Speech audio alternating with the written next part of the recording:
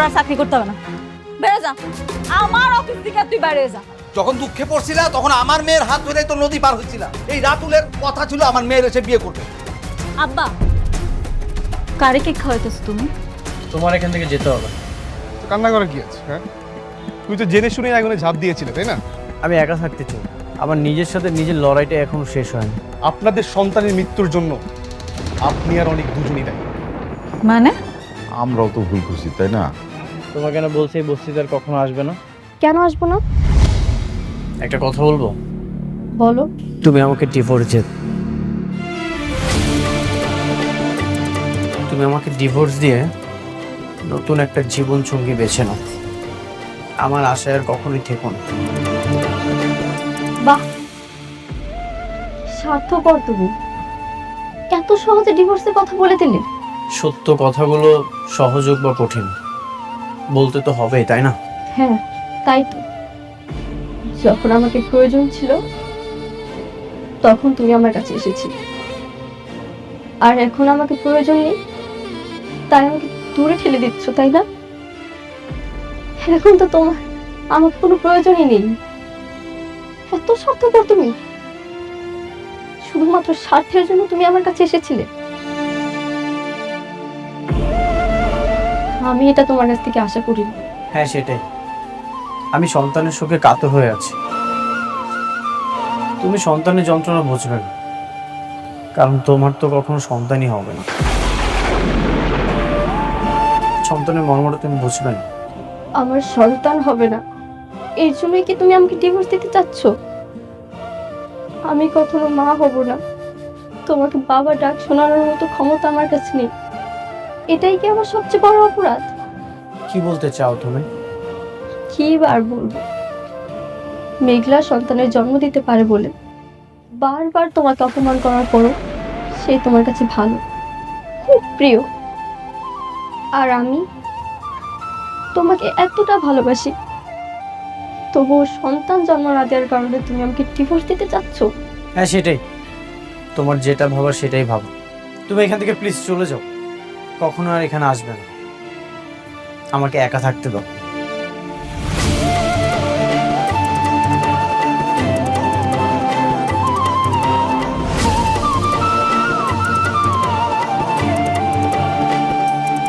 ও যদি আমাকে ডিভোর্স দিয়ে দেয় তাহলে তো আমি বাঁচতে পারবো না।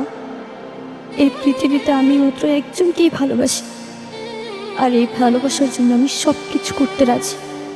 আমি সন্তান নিলে মনে হয় ও আমাকে ভালোবাসবে, তাহলে এই সন্তান নেওয়ার জন্য যা করতে হয় আমি তাই করব।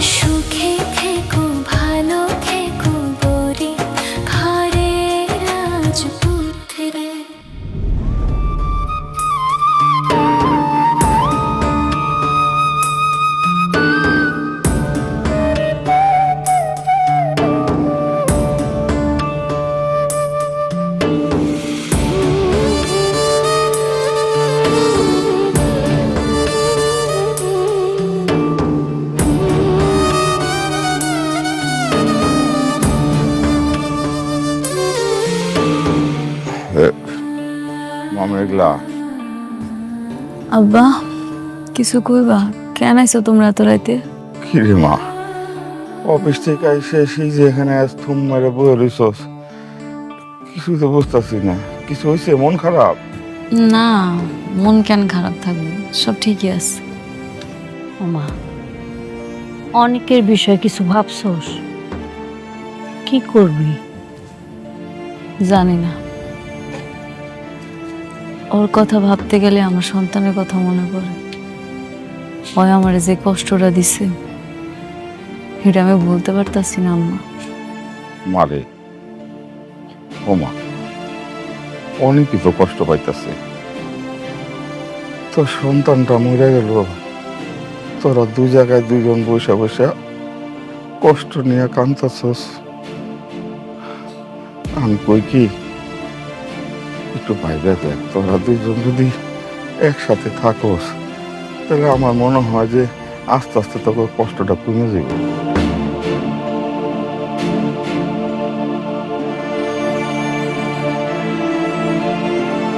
ওমা চল ঘরে চল, রাত হয়েছে, খাওয়া দাওয়া করে ঘুমাবি। চল। যাও আম্মা, তোমরা যাও, আমি আইতাছি। যাও আব্বা।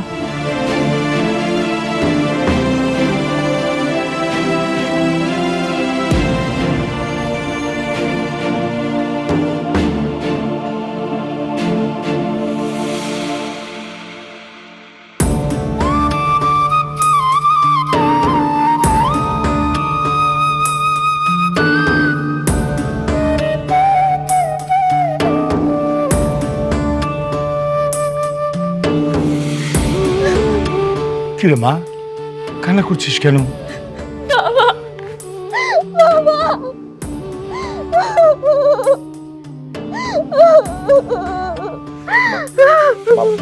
মা শান্ত শান্ত, একটু শান্ত শান্ত।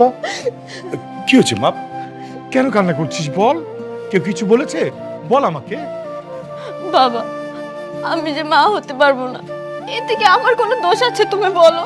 না, এতে তো তোর কোনো দোষ নাই। কেন রে মা, তোকে কেউ কিছু বলেছে? বল আমাকে। আমি মা হতে চাই বাবা।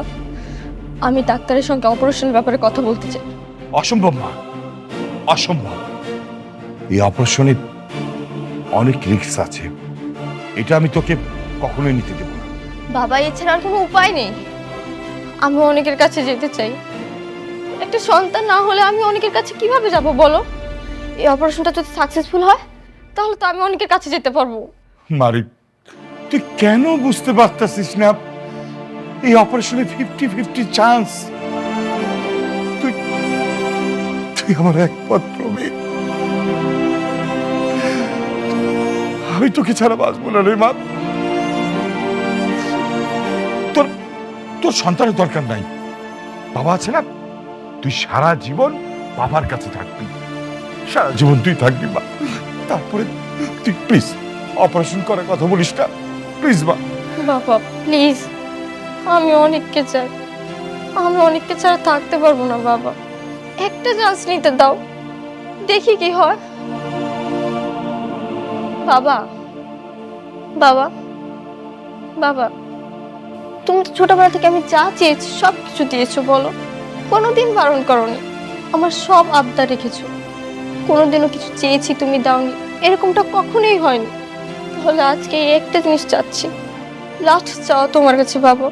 প্লিজ বাবা, আমাকে অপারেশনটা করতে দাও।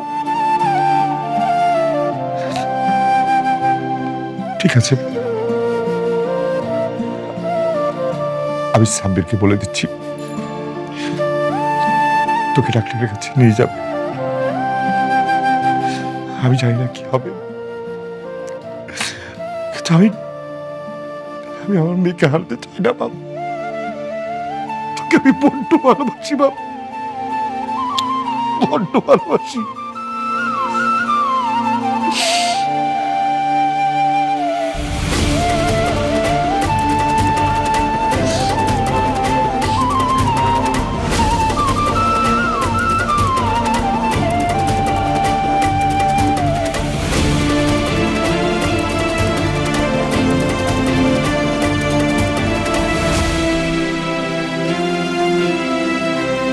ম্যাপ যেটা আপনি দেখালেন, কিন্তু বিল্ডিং এর সাথে তো ম্যাপের কোনো মিল খুঁজে পাচ্ছি না। আপনারা তো রুলস ছাড়াই এই বিল্ডিংটা তুলছেন। আজ থেকে আপনাদের এই বিল্ডিং এর কাজ বন্ধ।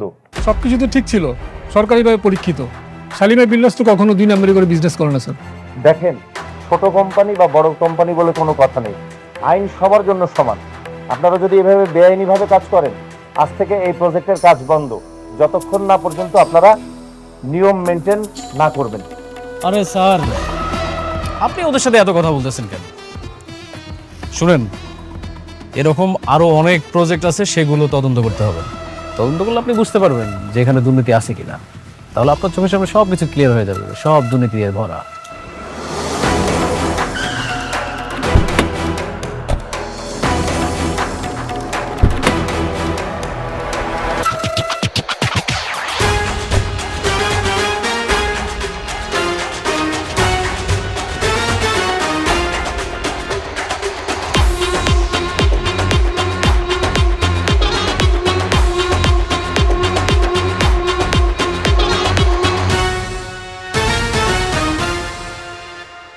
কি হয়েছে এখানে? ও, কি হয়েছে বুঝতে পারছেন না? দুর্নীতি করে বিজনেস করতেছেন আর এখন এসে বলতেছেন কি হয়েছে। এই স্যার, ওনাকে বুঝাই বলেন। শুনেন, আপনাদের এই আবাসিক প্রকল্পের কার্যক্রম কোনো সরকারি বিধিনিষেধ মেনে তৈরি হচ্ছে না। এমন বেআইনিভাবে কোনো সরকারি প্রজেক্টের অনুমোদন আমরা শহরের মধ্যে দিতে পারি না। আপনাদের এই প্রজেক্ট আজকের এই মুহূর্ত থেকে বন্ধ। আপনারা সবকিছু তদন্ত করে দেখছেন? সবকিছু ভালো মতো দেখেন তারপরে কোন? হ্যাঁ, অবশ্যই। আপনার আপত্তি থাকলে আপনি আবার আবেদন করতে পারেন, আমরা নতুন করে তদন্ত করে দেখব। কিন্তু ততদিন এই প্রজেক্ট বন্ধ থাকবে। পরবর্তী নির্দেশ না দেওয়া পর্যন্ত এখানে কোনো কাজ করা যাবে না। সবাই চলেন তাহলে। রাতুল সাহেব, তাহলে আসি।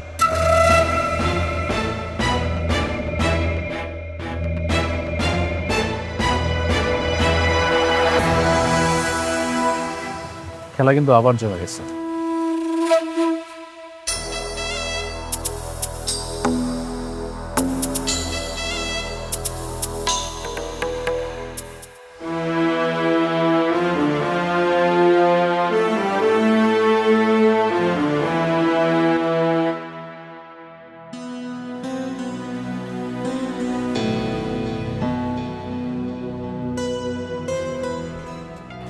আমি বলবো কি, আপনি আর একটু ভেবে চিনতে সময় নিয়ে সিদ্ধান্তটা নেন।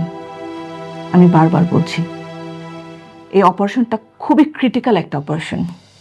আর তাছাড়া আপনি তো জানেন আপনার শরীরে আরও কিছু প্রবলেম আছে, হ্যাঁ, যে কারণে এই অপারেশনটা আপনার জন্য সত্যি খুব রিস্কি।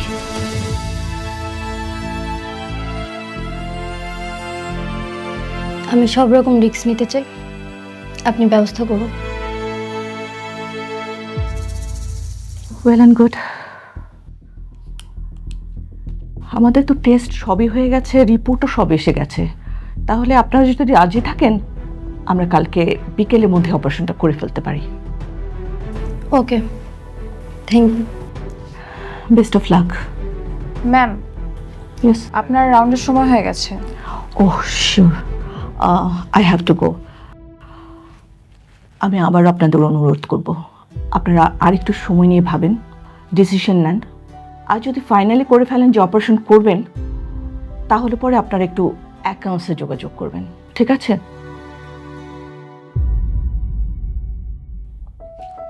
আমাকে উঠতে হবে, চলো আসি।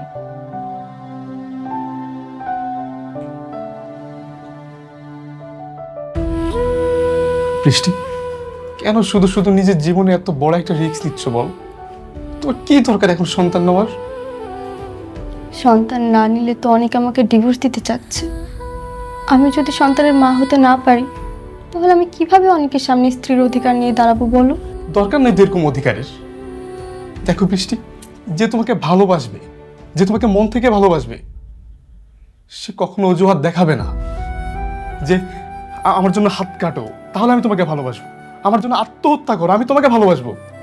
সে কখনো এই অজুহাতগুলো দেখাবে না। বৃষ্টি, বৃষ্টি, আমি তোমাকে বিয়ে করবো। বৃষ্টি, চলো না আমরা সব কিছু ভুলে গিয়ে আমরা বিয়ে করি আর ছোট্ট একটা সংসার করি।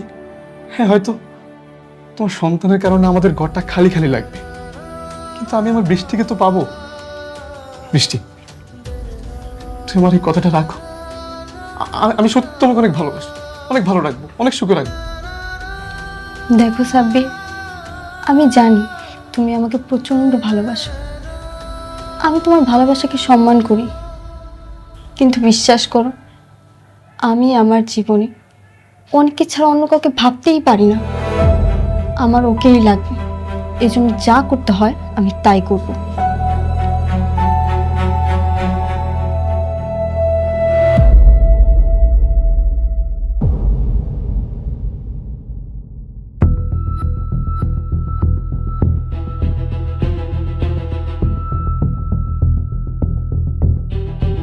ম্যাডাম, আমাদের প্রজেক্টে তেমন কোনো সমস্যা নেই, তারপরও এমন কাউকে দিয়ে উপস্থাপন করা দরকার যিনি সবকিছু বোঝেন। আপনি ঠিকই বলছেন, অনেক এই জিনিসগুলো খুব ভালো বুঝতো, তাই না? ম্যাডাম, আমি অনেক সাহেবের কথা বলতে চাচ্ছিলাম, কিন্তু আপনি রাগ করেন কিনা তাই বলিনি। না না, রাগার কি আছে, কাজের জন্য যদি লাগে বলা তাহলে তো বলবেনই। কিন্তু আমি ভাবতেছি আমাদের প্রজেক্টটা রান করবো কেমনে কোন তো? দেখুন ম্যাডাম, যদি সরকারি কাউকে পয়সা দেই তাহলে এটা রান করা খুবই সহজ, কিন্তু আমরা সেটা দিতে চাচ্ছি না, আমরা মানে সঠিকভাবে যেতে চাচ্ছি। আপনি একটা কাজ করুন, আপনি অনেক সাহেবকে ফোন দিন, আমি তাকে বুঝিয়ে ব্যাপারটা বলবো। না না ম্যানেজার আঙ্কেল, এটা কেমন দেখায় না? ওই বারবার আমার কাছে আইছিল, আমি বারবার অপমান করে ফিরাই দিছি। এখন যদি নিজের প্রয়োজনে ডাক দেই কেমন স্বার্থপরের মতো হয়ে যাব না? না না ম্যাডাম, কিচ্ছু হবে না, আপনি ওনাকে ফোন দেন, আমি বুঝিয়ে বলবো।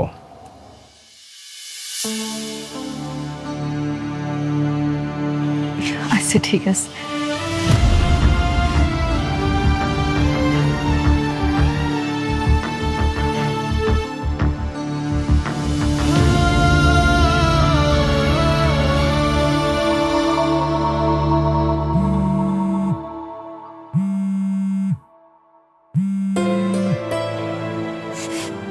মেঘলা, কেমন আছো তুমি? আমি ভালো আছি। আচ্ছা অনেক, তুমি কি ব্যস্ত আছো? হ্যাঁ, আমি ফ্রি আছি। কেন, কি হয়েছে? একটু দরকার ছিল, তুমি একটু তাড়াতাড়ি আমাকে অফিসে আসতে পারবা? আসতে পারবো, আমি এখনই আসছি। আচ্ছা ঠিক আছে, তাহলে একটা কাজ করি, আমার গাড়িটা পাঠিয়ে দিতেছি, তুমি চলে আসো। না না, তোমার গাড়ি পাঠানো লাগবে না, তোমার গাড়ি আসতে আসতে আমি নিজেই চলে আসবো। আচ্ছা ঠিক আছে, আসতেছে বললো। ওরা আমাকে যে প্রজেক্টটা দিয়ে কেড়ে নিয়েছিল সেই প্রজেক্টটা আজকে বন্ধ করে দিয়ে আসলো।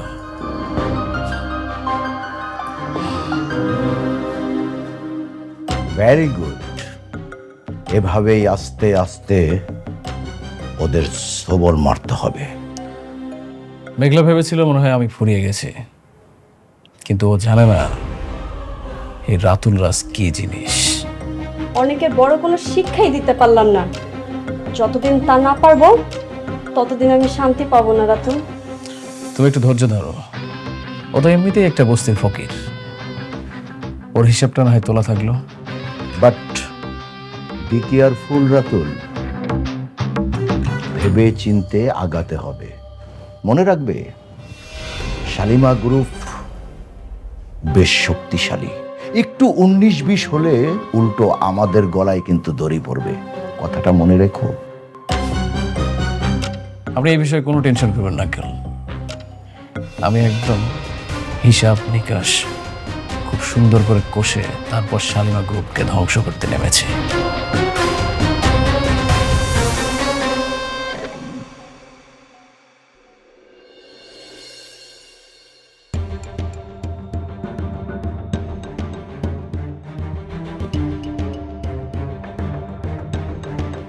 কোনো সমস্যা আছে? আমি তো দেখতেছি সবকিছু মোটামুটি ঠিকই আছে, তারপর ওই সরকারি লোকটা কেন কাজ বন্ধ করে দিল? সবই দেখলাম, পরিষ্কারভাবে বোঝা যাচ্ছে এই সব কিছুই রাতুল ষড়যন্ত্র করে সাজিয়েছে। কি রাতুল করাইছে? পুরো দেশটাই এখন টাকা পয়সার উপরে চলে, দুনিয়া হচ্ছে টাকার গোলাম।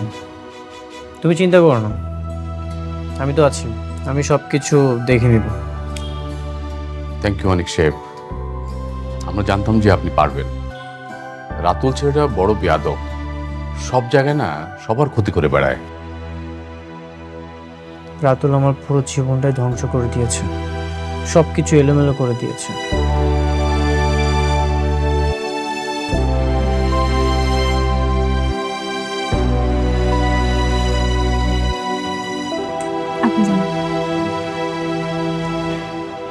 আসলে তাড়াহুড়া করে ওরকম কিছু করতে পারি নাই, তোমার জন্য হালকা একটু নাস্তার ব্যবস্থা করছি, নাস্তাটা করে নাও। কি ব্যাপার এভাবে হাসতেছো যে? তেমন কিছু না, অনেকদিন পরে তুমি আমার উপর নরম হয়েছো, এই জন্য ভালো লাগছে। আমাদের প্রজেক্টের ঝামেলাটা শেষ করতে হইব, যত টাকা লাগে আমি দিব, তারপর আমি চাই এই প্রজেক্টের ঝামেলাটা ঠিক করতে। আমি তো আছি, কিচ্ছু হবে না। ম্যাডাম আমি একটু আসছি। Thank you. ঠিক আছে তাহলে। না, খাবারটা খাও।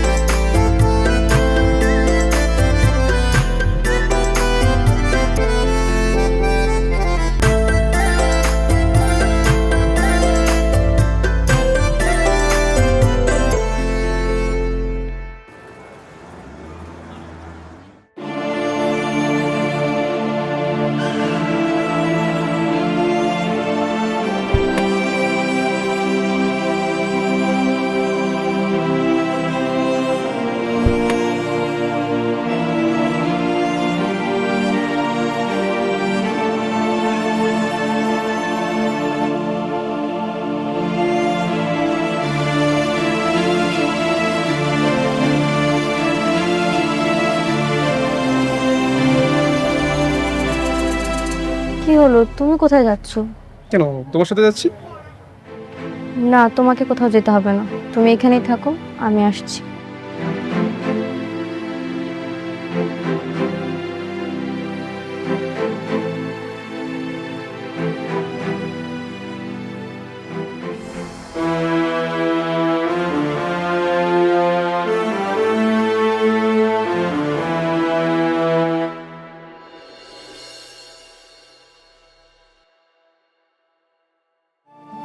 আপা, আপনি আইছেন? কেমন আছেন? এই তো আপা, ভালো আছি। বাবুর কি খবর? আর কোয়েন না, আমাকে রাজপুত্র শুধু দুষ্টামি করে।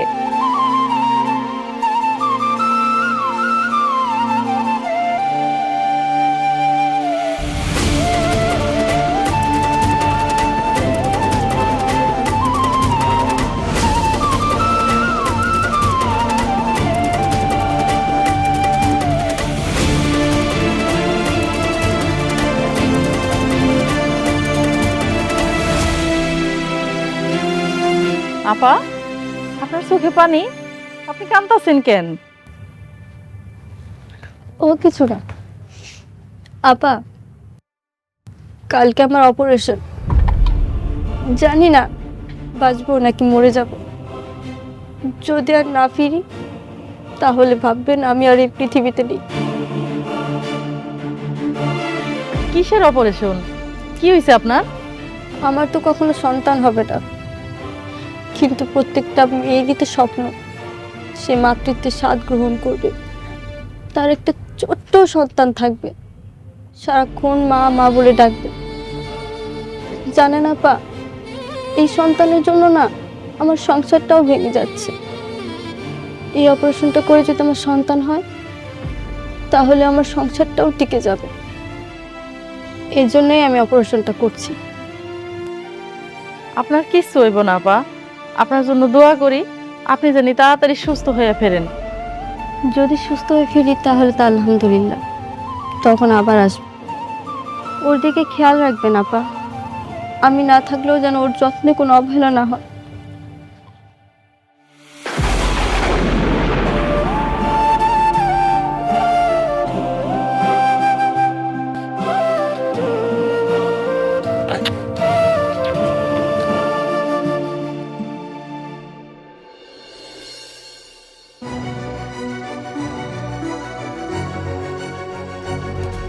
আমি সব কিছু ঠিক করেছি।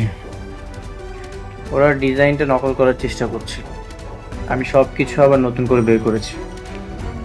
তার মানে কালকে থেকে কাজ শুরু করতে পারবো, তাই তো? হ্যাঁ, আমি তাদেরকে চ্যালেঞ্জ করেছি, কাল নতুন করে তদন্ত হবে আর আমি সেখানে থাকবো।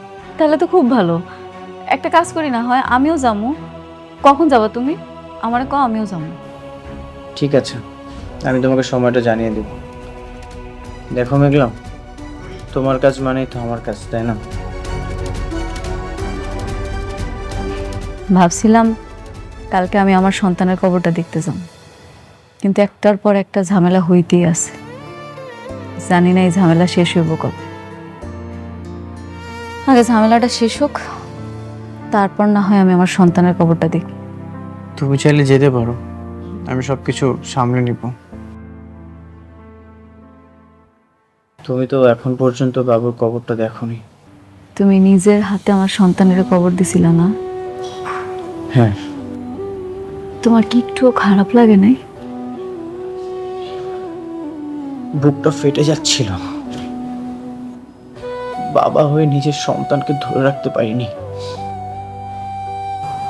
পৃথিবীতে বাবার কাঁধে সন্তানের লাশ, এর চেয়ে কষ্ট হয়তো আর কিছু নেই। থাক এসব কথা, অনেক রাত হয়েছে। যাও, তুমি তোমার বাসায় যাও, কালকে তোমার লগে দেখা হইবে। ঠিক আছে বাবা, মা, আসো।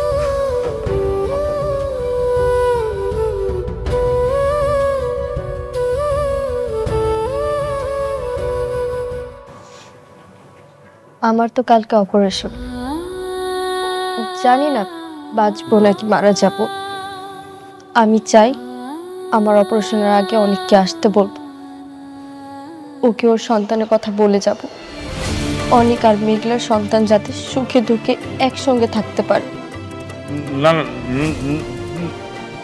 এটা তুই কেন করবি? হ্যাঁ, তুই যদি এটা করিস তো আমরা সবাই আবার একই বিপদে পড়ে যাব। থানা, পুলিশ, ঘৃণা, সবকিছু। কিন্তু বাবা, এটা যদি আমি না বলি তাহলে তো আমার মৃত্যু হলেও আমি শান্তি পাবো না। বৌমা, তোমার মরার কথা কেন আসছে বলো তো? তুমি একদম সুস্থ হয়ে যাবে, কিন্তু হয় বৌমা, তুমি আর যাই করো, অনেককে এখন আসতে বলো না। মানে হয়েছে কি, এই কথা জানলে কিন্তু আমাদের সবাইকে জেলে দেবে। তাই বলে কি ওরা ওদের সন্তান থেকে দূরে থাকবে? বেঁচে থাকার পরও মৃত ভেবে দিনের পর দিন পার করবে? বৌমা, তোমার অপারেশনের আগে অনেকরে কোনো কিছু জানানো দরকার নাই। অপারেশন যখন সাকসেস হয়ে যাব, তোমার তো বাচ্চা এমনি হইব। হ্যাঁ, তখন কিন্তু আবার অনেক তোমাকে গ্রহণ করবে না। এই জন্য বলছিলাম কি, যেটা গোপন আছে সেটা গোপনই থাক। হ্যাঁ মা, এখনই অনেককে কিছু জানানোর দরকার নাই। যেহেতু বিষয়টা গোপন আছে, গোপনই থাক।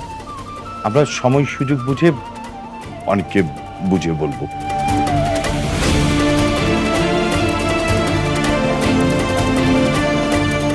আচ্ছা, কি ব্যাপার? ওনারা কেউ আসছে না কেন? আর আমরা এখানে আর কতক্ষণ অপেক্ষা করবো? কাজ করাতে হলে তো আসতেই হবে। দেখি আর একটু সময় আসে কিনা।